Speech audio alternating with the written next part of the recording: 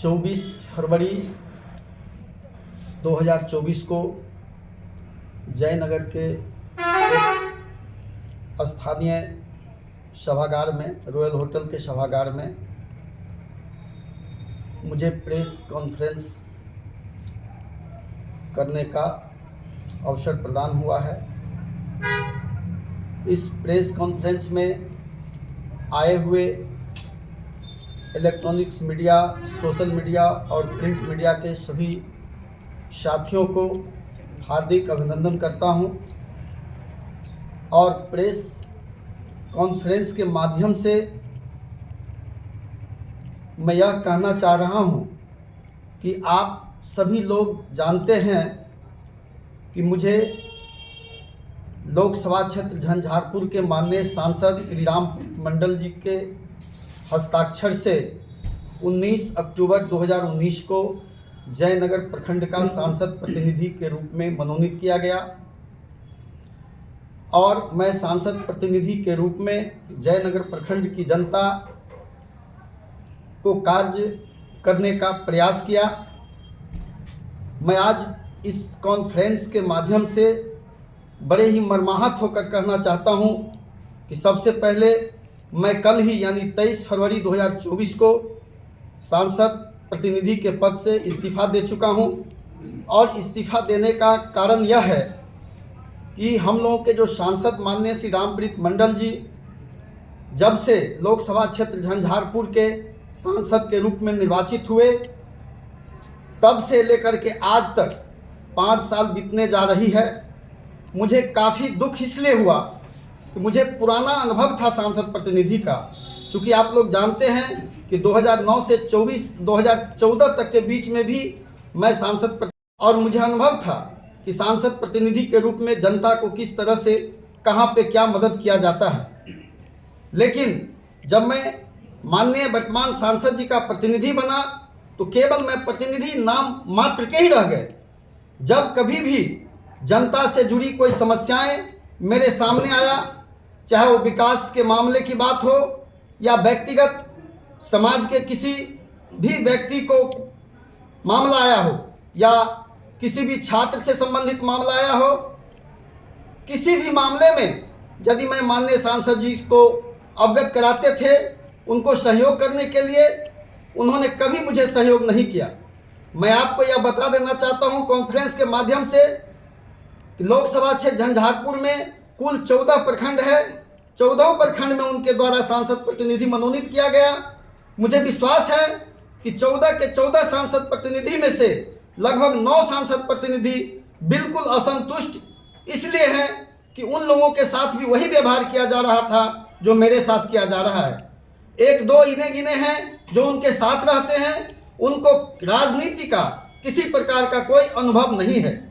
मैं आज खुल करके लोकसभा चुनाव वर्ष 2024 को देखते हुए जनता दल यूनाइटेड के शीर्ष नेतृत्व एवं माननीय राष्ट्रीय अध्यक्ष श्री नीतीश कुमार जी को अवगत कराना चाहता हूं कि लोकसभा क्षेत्र झंझारपुर के जितने भी प्रखंड है, सभी प्रखंड के, चाहे वो जनता दल यू के कार्यकर्ता हो या उसके अलावे किसी भी राजनीतिक सामाजिक दल के कार्यकर्ता, हमेशा माननीय सांसद जी से रुष्ट हैं, इसलिए कि माननीय सांसद जी ने कभी भी किसी को मान सम्मान देने का काम नहीं किया। लोकसभा क्षेत्र झंझारपुर के जो भी माननीय सांसद जी को फोन करके यदि अपनी समस्या बताना चाहते थे, वो उनकी बात को कभी नहीं सुना। यदि किसी समय धोखा से माननीय सांसद जी अगर फोन उठा लेते थे तो खुद एक सांसद होकर के वो झूठ बोलने का काम किया करते थे और कहते थे कि मैं सांसद नहीं बोल रहा हूं, सांसद किसी काम में लगे हुए हैं, बाद में बात कीजिए। अर्थात माननीय श्री रामप्रीत मंडल जी जनता से हमेशा दूर रहना चाहते थे, कार्यकर्ताओं से दूर रहना चाहते थे। इसके कारण क्षेत्र के जनता से लेकर के राजनीतिक कार्यकर्ता तक असंतुष्ट है और मैं पूरे विश्वास के साथ कहना चाहता हूं कि एनडीए, जनता दल यूनाइटेड और भारतीय जनता पार्टी के भी जितने भी लोकसभा क्षेत्र झंझारपुर के कार्यकर्ता लोग हैं, सारे लोग रुष्ट हैं। अतः मैं जनता दल यू के मजबूती के लिए माननीय श्री नीतीश कुमार के हाथ के मजबूती के लिए, नरेंद्र मोदी जी के हाथ के मजबूती के लिए मैं 20 वर्ष से जनता दल यूनाइटेड के कार्यकर्ता के रूप में काम करते आया हूं। मुझे जो अनुभव है, जो मुझे अनुभव आया है अभी तक, मैं यह कहना चाहता हूं कि लोकसभा चुनाव 2024 में एनडीए के उम्मीदवार के रूप में अगर दोबारा रामप्रीत मंडल जी को उम्मीदवार बनाया जाता है तो मैं पूरे आशा और विश्वास के साथ कहता हूं कि एनडीए को भारी घाटा सहना पड़ेगा और यह सीट निश्चित रूप से गम जाने की पूरी संभावना हो जाएगी। अतः मैं इस प्रेस कॉन्फ्रेंस के माध्यम से कहना चाहता हूं शीर्ष नेतृत्व को, एनडीए के नेतृत्व को, कि यदि लोकसभा क्षेत्र झंझारपुर के उम्मीदवार का चयन किया जाएगा तो निश्चित रूप से उस पर काफी गहन मंथन करने की जरूरत है। मैं यह भी कह देना चाहता हूं कि पिछले दिन 23 फरवरी 2024 को माननीय सांसद श्री रामप्रीत मंडल जी के अच्छी कोष से निर्मित पीसीसी सड़क तो जयनगर प्रखंड के देवधा दक्षिणी वार्ड नंबर 1 में जो 200-250 फीट का पीसीसी बनाया गया है उसका कल ही उद्घाटन हुआ था। और उस उद्घाटन कार्यक्रम में जब माननीय सांसद जी कल जयनगर पहुंचे तो किसी भी मीडिया भाइयों को भी कोई सूचना नहीं दिया गया, एनडीए के किसी साथियों की सूचना नहीं दी गई, चाहे जदयू का कार्यकर्ता हो या भारतीय जनता पार्टी का कार्यकर्ता हो। मैं यह कहना चाहता हूं, क्या यह एनडीए के कार्यकर्ताओं का माननीय सांसद जी के द्वारा अपमान नहीं तो और उसे क्या कह सकते हैं। कल ही दिन बासोपट्टी प्रखंड में भी 2-4 जगह इसका भ्रमण कार्यक्रम था, उसमें भी एनडीए के किसी भी स्थानीय कार्यकर्ताओं को कोई सूचना नहीं दिया गया और जहां भी उसका कार्यक्रम हुआ वहां पर आरजेडी के साथियों उनके साथ उसका कार्यक्रम लिया।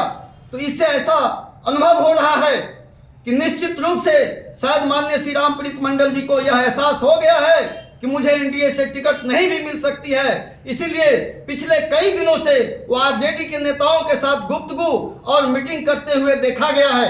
मैं ये भी कहना चाहता हूं, चूंकि मुझे जब वो अपमानित भी करते थे उसके बाद भी मैं कोशिश करता था जनता के काम के लिए, मैं उनके घर से लेकर के दिल्ली आवास तक जाया करता था, मैं उनकी एक्टिविटी पर ध्यान रखा था। जब महागठबंधन में थे हम लोग उस समय वो बीजेपी में जाने के लिए वो अपना सुगबुगाहट कर रहा था दिल्ली के अंदर में। आज जब हम एनडीए के साथ मिल गए हैं तो उनको यह अनुभव हो गया है, चारों तरफ से यह खबर गई है पार्टी को कि रामप्रीत मंडल जी को टिकट नहीं मिलना चाहिए। तो उनको यह अनुभव जब हो गया है तो अब आरजेडी में जाने के लिए भी वह 3-4 दिनों से छोटा छोटा मीटिंग करके आरजेडी के कार्यकर्ताओं के साथ संपर्क बढ़ा रहा है।